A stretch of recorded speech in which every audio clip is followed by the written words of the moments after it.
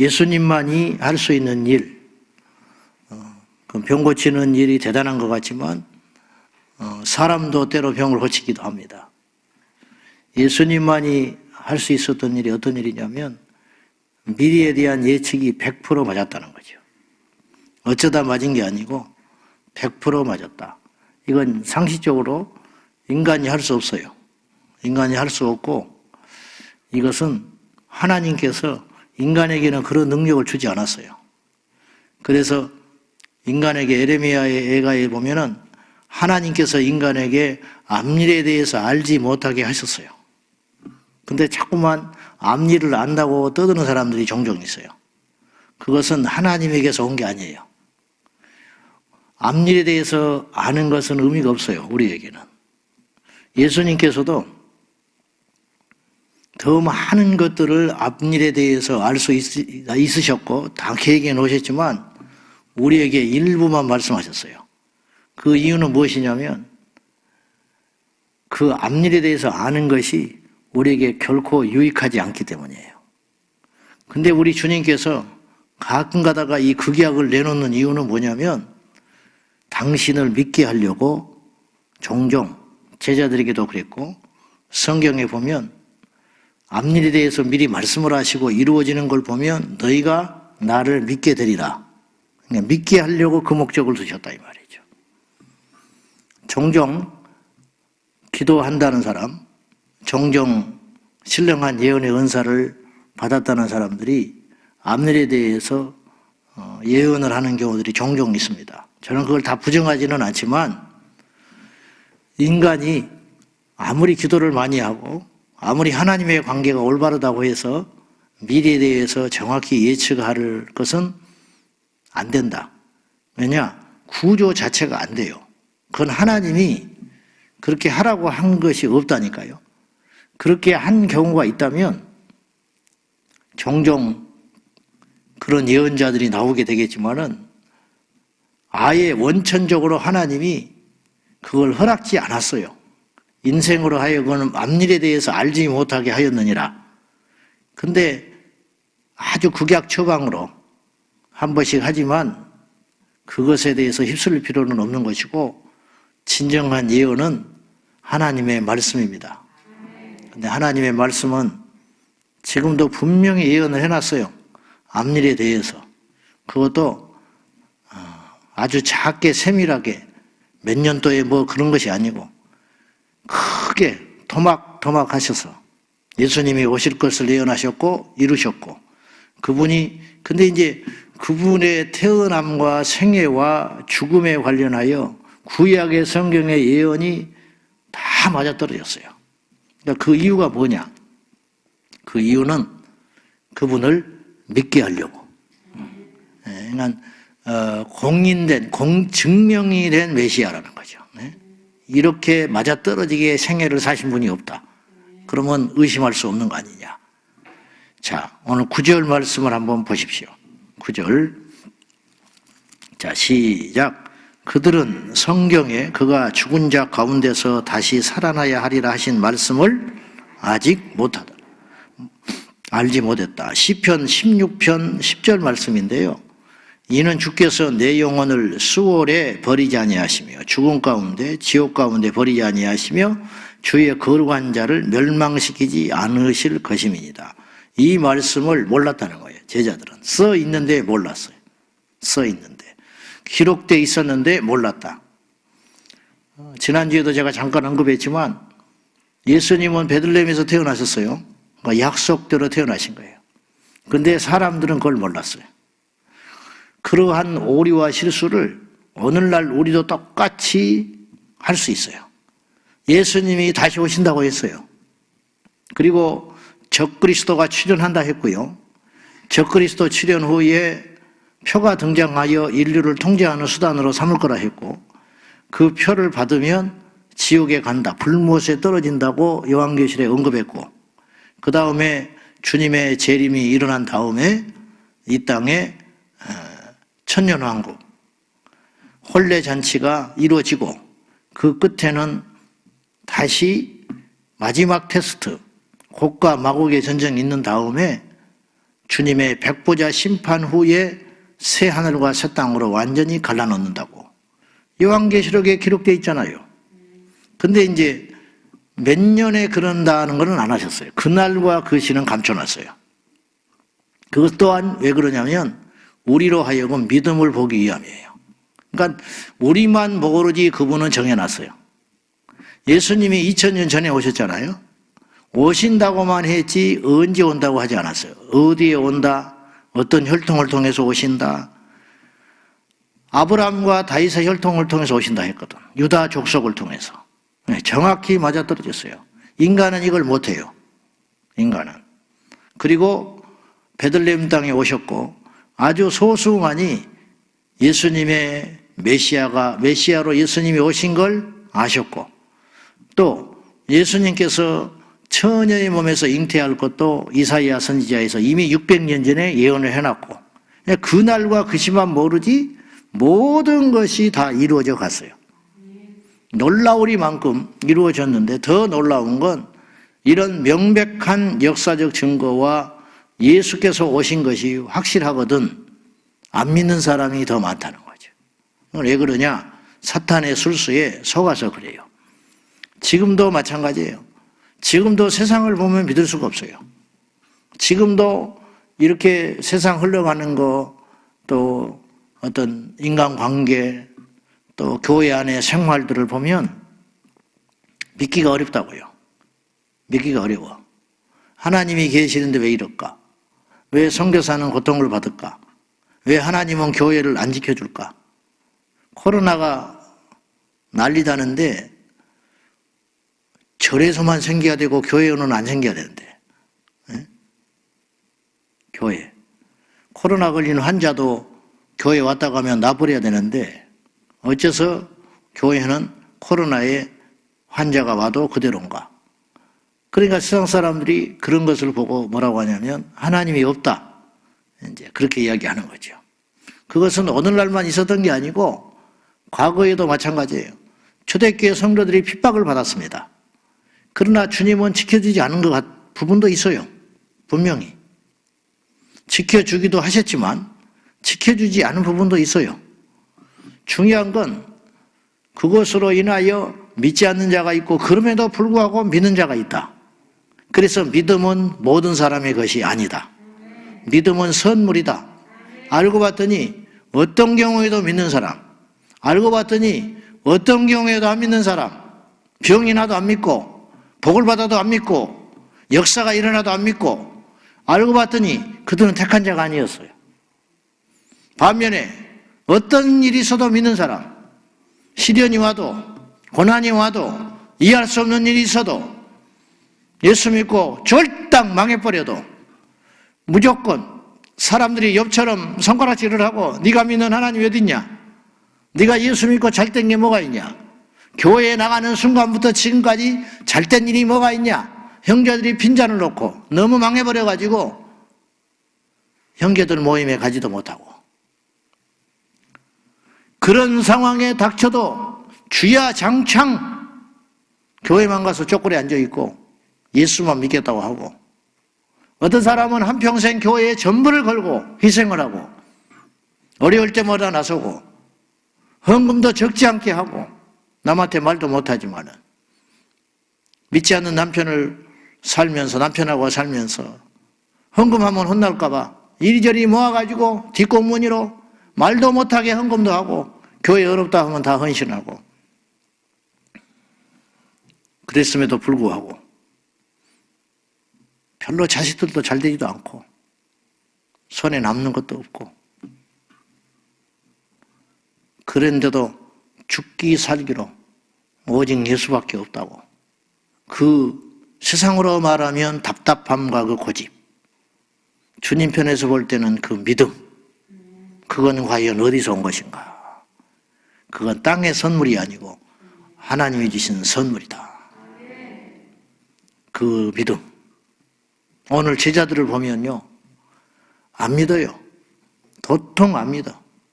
주님의 부활했다고 마리아가 증언을 하는데도 안 믿어. 마리아는 예수님의 부활을 믿고 간 게 아니고 인간적 의리로 간 거예요. 인간적 의리. 이것도 대단한 거죠, 사실은.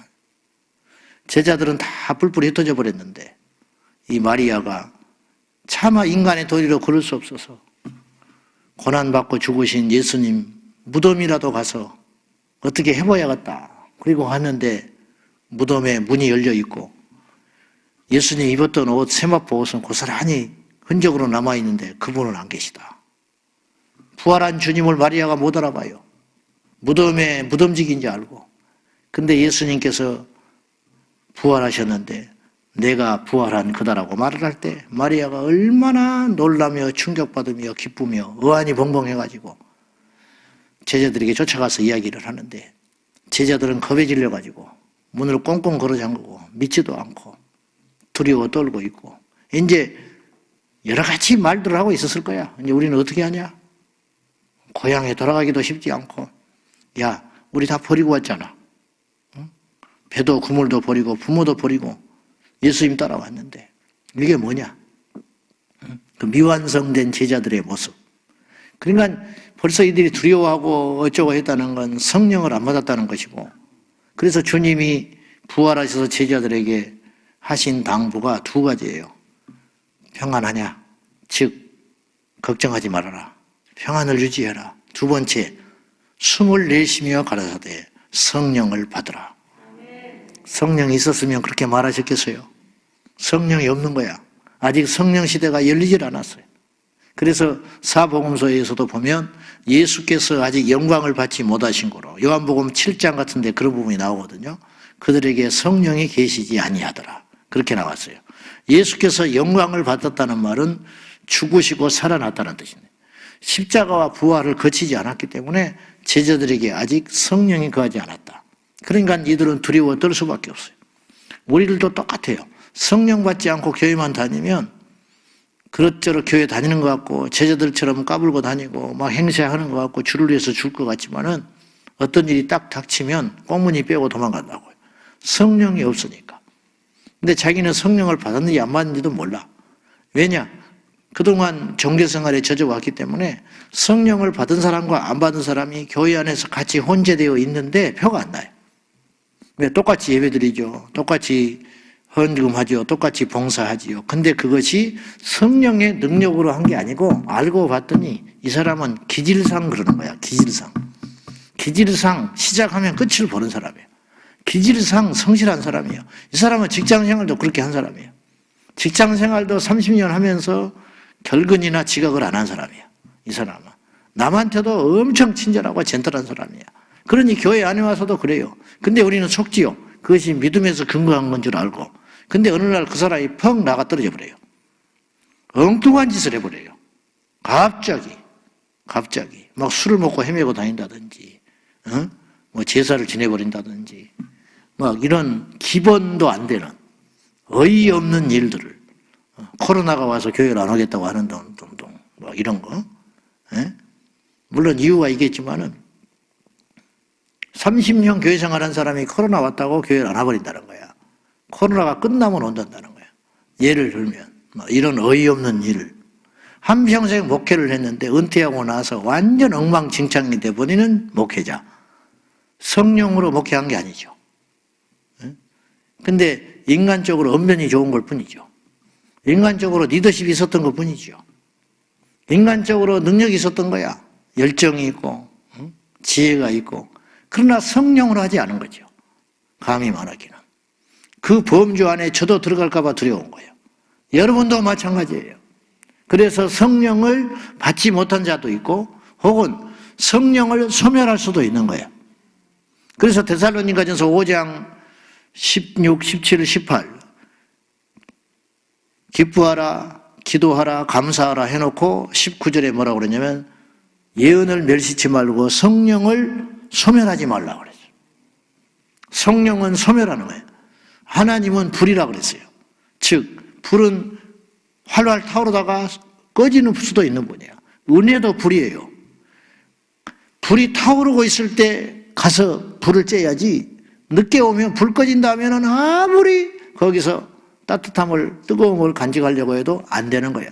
그래서 성령 받을 때가 있고 은혜 받을 때가 있고 구원의 때가 있다 이 말이죠. 그걸 잘 염두에 둬서 주님 오시기 전에, 죽기 전에, 인생에 아무런 낙이 없다고 하기 전에 솔로몬이 말하는 것처럼 전도서 12장에 청년들에게 당부했어요. 너는 청년의 때에 아무 인생에 낙이 없다. 이제 뭐 부자면 뭐하냐? 응? 돈 있으면 뭐하냐? 응? 이제 뭐 꺼져버린 불과 같이 다 이제 뭐 나이 먹어서 다 끝난 것인데, 연세 드신 분이 제일 부러운 게 젊음아니요. 돈 있으면 뭐하겠어? 대통령을 시켜준다면 뭐하겠어? 90살 먹은 사람한테 대통령 하라고 그래요. 그 하면 뭐할 거예요? 90 먹어서 죄송하지 말아요. 또 90, 또 욕 엄청 먹고 잘못하면 할 수 있어요. 90대도 할 수 있는데 모세는 80에 했으니까 말 조심해야 되는데 현실적으로 그렇잖아. 그런 아무런 낙이 없다. 뭐 화장도 안 받는다. 먹는 것도 뭐 진수성찬을 차려놨는데 뭐 소화를 할 수 있어야 먹지. 뭐 이것이 뭐 한 상이 얼마짜리인지 아십니까? 니네나 먹어라. 나는 그냥 누룽지를 한 잔 주시오.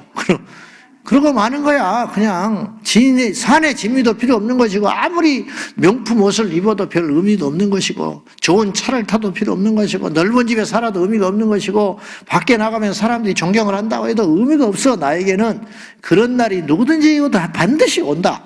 그 날이 오기 전에 너는 기억해라. 뭘 기억해야 되냐? 창조주 하나님을 기억해라. 창조주 하나님을 만나라 그 말이에요. 창조주 하나님을 위해 살고 그것의 가치를 알고 얼마나 중요한지를 알고 그것에 눈 떠졌다는 거 얼마나 복된 일이냐. 저는 16에 그걸 봤거든. 그래서 17에 목사 되기로 했어요. 하나님이 살아계시다며 천국과 지옥이 있다며 그러면 어떤 사람은 뭐 대단한 결심을 한 걸로 나를 보는데 그렇지도 않아요. 너무 당연했어요. 나한테는. 하나님이 살아계시다며 천국과 지옥이 있다면서 상이 있다며 그러면 목사 되는 게 제일 낫겠더라고. 나는 그렇게 생각했어요. 응? 학교 가서 이제 그런 이야기를 친구들하고 이렇게 했더니 나보다 더 독한 놈이 있더만. 초등학교 2학년 때 목사 되려고 한 놈이 있더만. 그놈은 이름이 요한인데. 야, 그래서 내가 아무 말 못했지. 자, 그들이 주님을 알지 못했어요. 부활하신 주님을 듣고도 믿지 못했어. 그래서 문을 꽁꽁 가로잠그고 그들이 숨어 있었는데 주님께서 그들 가운데 쑥 오셨어요. 이건 뭐냐? 공간을 초월하신 분이 됐다는 거죠. 예수님을 알아보지 못했어요. 엠마오, 누가복음 21장에도 엠마오 도상의 2명도 예수님과 함께 길을 가고 대화를 했지만 못 알아봤어요. 여전히 의심합니다. 특별히 도마라는 자는 의심을 하지요. 마리아의 증언을 믿지 않았고 그 다음에 도마라는 이는 예수님이 오셨을 때 함께하지 않았기 때문에 믿지 않았는데 이런 가슴 아픈 말을 해요. 25절에 같이 봐요. 자, 시작. 다른 제자들이 그에게 이르되 우리가 주를 보았노라 하니 도마가 이르되 내가 그의 손에 못자국을 보며 내 손가락을 그 못자국에 넣으며 내 손을 그 옆구리에 넣어보지 않고는 믿지 아니하겠노라 하니라. 어떻게 말도 이렇게 차분하게 잘하고 독하게 하는지 몰라. 주님이 정말 부활했어? 마리아가 부활했다고도 믿지 않았어요. 제자들이 전체 봤어요. 10명의 제자들이 본 거지요. 가룟 유다는 죽었고 도마는 그 자리에 없었으니까 최소 10명의 제자들이 있는 데서 예수님이 나타나셔서 평안하냐? 그리고 성령을 받으라. 막 제자들이 기뻐 뛰었어요. 와! 근데 그 자리에 도마가 없었어. 그러니까 도마가 뒤늦게 오니까 10명의 제자들이 흥분해가지고 우리가 다 봤다. 그러면 도마가 한두 명도 아니고 다 봤다는데 와, 그리고 그거 말을 들었으면 주님께서 이제 예전에 이 땅에 죽지 않고 계셨을 때 하신 말씀들, 내가 죽었다가 살아나리라 이런 말씀을 계속 했기 때문에 성경에도 몇 번 기록되어 있는데 평소에는 얼마나 그런 말을 많이 하셨겠어요. 그러면 그렇구나 해야 되는데 이 도마가 의심을 하고 믿지를 못해. 한편으로 이해는 해요. 죽었던 자가 다시 살아나는 걸 믿을 수 없지요. 그런데 도마가 가슴 아픈 이야기를 해. 내 손가락을 그분의 옆구리, 창에 찔리는 걸 봤으니까, 손에 구멍 나서 못자국에 십자가에 달린 걸 봤으니까 그거는 있을 거 아니야.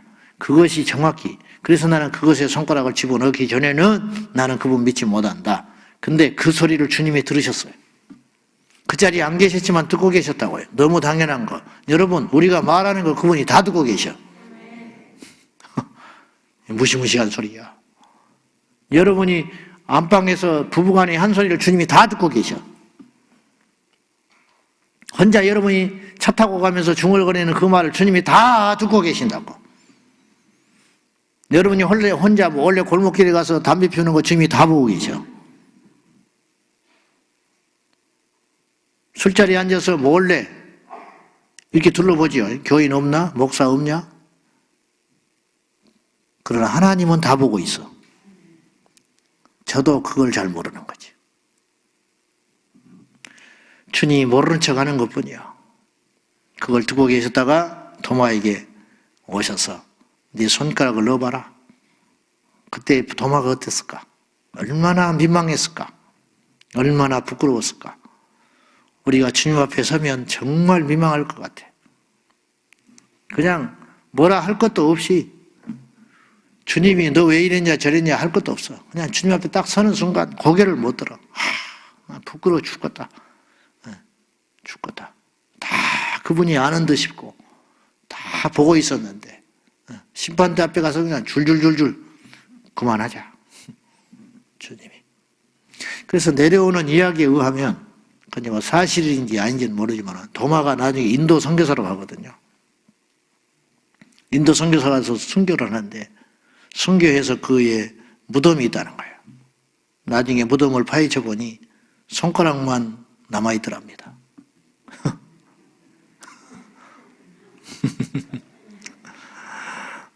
도마는 천국 갔을 때 손가락 없이 이러고 다니는지 몰라. 지금. 자, 29절 봐요. 29절. 자, 시작. 예수께서 이르시되 너는 나를 본고로 믿느냐? 보지 못하고 믿는 자들은 복되도다 하시니라. 제자들이 봤잖아요. 부활한 주님 받고 손가락을 집어넣고 나서야 도마는 믿었죠. 이제 의심 못하지. 너 그래서 믿게 됐구나. 근데 이런 것 없이도 믿는 사람이 있어. 안 본 사람도 믿고 손가락 안 넣어봐도 믿는 사람이 있어. 더 나아가 나를 한 번도 본 적도 없지만 나를 위해서 죽겠다고 순교를 하겠다는 사람도 있어. 그 사람이 복되다. 보고 믿는 것이 대단한 것 같지만, 병 낫고 믿는 것이 대단한 것 같지만 그것이 아니고 아무런 것도 없는데, 뭐 이 사람은 자기도 그래서 답답해. 방언도 못하지, 본 적도 없지. 근데 그분을 위해 살고 있어. 이 사람이 복이 있다. 이 사람이 복이 있다. 종종 이제 뭐 기도하고 뭐 넘어지고 뭐 그런 경우들 있잖아요. 저는 의식적으로 이제 그걸 잘 안 하지만은요. 영적인 것은 묘한 것이고 타는 것이라서 나는 그것이 뭐 다 부정하고 싶지는 않아. 예수님이 이미 그 겟세마리 동산에서 칼과 뭉치를 가지고 잡으러 왔을 때 나사렛 예수께서 너희들이 찾는 내가 그다. 그리고 딱 나섰더니 병사들이 뒤로 나자빠져 버립니다. 그 주님의 능력 앞에. 그건 깜짝 놀라서 넘어진 게 아니고 이 주님의 능력 앞에 딱 하니까 그냥 너무 자빠져 버리는 거죠. 그래서 난 넘어지는 것 자체도 뭐 부정하지는 않아요. 근데 문제는 또 안 넘어지는 사람이 있어, 종종. 아무리 기도를 해도 안 넘어진 사람이 있다는 거야. 그럼 문제는 안 넘어진 사람이 시험에 들어버리네. 왜 나는 안 넘어지냐는 거야. 믿음이 없어서 안 넘어진다. 그런 말도 안 되는 그런 것에 빠져가지고 낙심하고 시험 드는 경우도 있다. 넘어지면 뭐하고 안 넘어지면 뭐해. 백날 넘어져봤자 뒤통수만 아프고 백날 넘어져봤자 변한 게 없어요. 백날 넘어져봤자 믿음의 변화도 없고 성품의 변화도 없고 인격의 변화도 없다. 그러면 그 사람은 넘어지면 뭐 하겠어? 그런 것이 아니고 무조건 주님이 믿어지는 사람, 그냥 성경을 보면 눈물이 나는 사람, 수십 년 전에 주님을 만난 그 간절함과 뜨거움과 애절함과 그 첫 감격이 아직도 식지 않고 있는 사람, 그걸 가지고 주님 앞에 갈 수 있는 사람. 네. 다니엘처럼 총리가 돼도 나이가 먹어도 마지막까지 그 순수한 믿음을 유지하잖아요. 불 속에 들어갔던 그의 친구들이 불 속에 들어갔으니까 다니엘도 들어갈 만한 사람 아니에요. 그것을 수십 년이 흐르고 세상의 명예와 권세와 왕의 총애를 한 몸에 받더라도 그에게는 오직 하나님밖에 없는 사람, 이 사람이 얼마나 복을 받은 사람입니까? 사자굴에 들어가서 살아났다는 게 기적이고 축복이 아니라 그곳에 들어갈 수 있는 믿음을 가진 게 복인 것이죠. 그것이 있는가? 우리가 그 믿음을 가집시다. 특별한 일이 없어요. 어떤 이적과 기적이 안 나타나도 된다니까요. 그냥 그분이 믿어지고 그분을 위해서 죽고 싶은 마음, 막상 어떤 일이 닥치면 그분이 전부인 사람, 그분이야말로, 그런 믿음의 사람이야말로 복 중에 복을 받았다고. 너희들은 보는 거로 믿느냐? 더마 너는 나를 본 거로 믿는구나. 그러나 보지 않고 믿는 자는 복되도다. 우리가 그분을 보지 못했어요. 그러나 성령 안에서 그분을 믿게 됐어요. 여기가 얼마나 큰 복이냐. 그래서 주님께서 이것 외에도 많은 표적을 행했지만 오직 이것을 기록한 이유는 뭐냐면 너희로 믿게 하려고 그렇게 했다. 엑기스만 뽑아가지고 믿게 하려고. 이것 외에도 얼마나 많은 기적이 있었겠습니까? 말할 수도 없지요. 그렇지만 주님께서 행하신 이적들을 요약해서 이것만 기록한 이유가 뭐냐면 최종 목적은 믿게 하려 함이라. 복 중에 복은 믿음이다. 은혜 중에 은혜는 무엇이냐? 최고의 은혜는 믿음이다. 그러므로 여러분이 믿어지고 있다면 최고의 복을 받은 사람이고, 그 믿음을 우리 주님 오실 때까지 세상에 어떤 일이 닥쳐도 포기하지 말고 그 믿음 가지고 살자. 죽더라도 믿음으로 죽고 망하더라도 믿음 가운데 망해라. 그런 말이에요. 그분은 이에 대해서 믿는 분이 아니고 그분이 믿어지는 역사, 그것이 복 중에 복인 줄 알고 이 믿음의 은혜와 믿음의 선물이 저와 여러분에게 다시 있기를 축복합니다. 기도하겠습니다. 제자들은 부활하신 주님을 보고서야 믿었습니다. 제자들조차도 그랬어요. 주님과 함께 있었고 말씀을 들었고 이적의 현장에 있었던 제자들조차도 그랬어요. 그런데 주님은 참으로 어렵고도 놀라운 이야기를 하시는데, 보고도 믿는 것이 복이 아니라 보지 않고 믿는 자는 복되도다. 우리는 그분을 본 적이 없습니다. 그렇기 때문에 우리는 믿기가 어려울 수도 있지만 그럼에도 불구하고 믿어진다면 이건 복 중에 복을 받은 사람입니다. 주여, 나는 믿는 자입니까? 의심하는 자입니까? 주여, 나도 나를 잘 모르겠습니다. 그렇죠, 여러분? 내가 정말 그분을 믿고 있는지, 지금 믿으라 믿으라 하니까 강요된 믿음 가운데 믿는 척 하는지 사실 잘 몰라요. 언제 알 수 있느냐? 위기가 오면 알 수 있습니다. 주여, 내 믿음은 진짜이게 하여 주십시오. 내 믿음은 온전한 것이게 하여 주시옵소서. 다 같이 기도하겠습니다. 살아계신 하나님 아버지, 이 아침에도 우리에게 선물을 주시되 믿음의 선물 주십시오. 기적이 아니고 다른 것이 아니고 눈에 보이는 역사가 아니고 믿어지기만 한다면 이적이 필요 없습니다. 이적의 현장에 있어도 무리를 걸어도 어떠한 놀라운 역사를 경험하고도 예수님을 믿지 못한다면 그 인생은 무슨 의미가 있습니까? 아버지, 믿는 자가 되기 원합니다. 이 믿음을 선물로 주십시오. 어떤 환난이 와도 믿어지는 사람, 어떤 시련이 와도 믿어지는 사람, 어떤 이해할 수 없는 사건이 일어나도 믿어지는 사람, 세상의 모든 사람이 예수를 떠나도 온전히 그분이 믿어지는 그 사람, 주여, 우리에게 그 믿음을 주시옵소서. 모든 사람이 떠나가도 주님의 발 그곳에 남아서 주님을 끝까지 부여잡고 죽을 각오를 하고 죽더라도 예수를 떠나지 않는 그 믿음, 우리에게 그 믿음을 주시옵소서. 아버지 하나님, 나를 전도한 자가 그분을 부정해도 나는 떠나지 않는 그 믿음, 나에게 날마다 설교하는 그 목회자가 변질하여 떠나가도 나는 그 믿음을 버리지 않는 그 믿음, 아버지, 나에게 그 믿음을 허락하여 주시옵소서. 부활하신 예수님의 증언을 들은 제자들은 그 말만 듣고도 믿지 못했습니다. 보고서야 믿는 자가 있었습니다. 주여, 보는 거로 믿느냐? 그것은 다 할 수 있다. 진정한 복은 보지 않고 믿는 복이다. 주여, 우리에게 그 복을 주셨습니다. 우리는 그분을 본 적이 없지만 그분을 사랑하고, 그분을 본 적이 없지만 그분을 예배하고, 그분을 본 적이 없지만 그분을 위해서 죽겠다고 결심한 사람들입니다. 이 믿음을 주신 하나님 아버지, 이 믿음이 주님 만날 때까지 계속되도록 빼앗아가지 말아 주십시오. 사라지지 않게 하여 주십시오.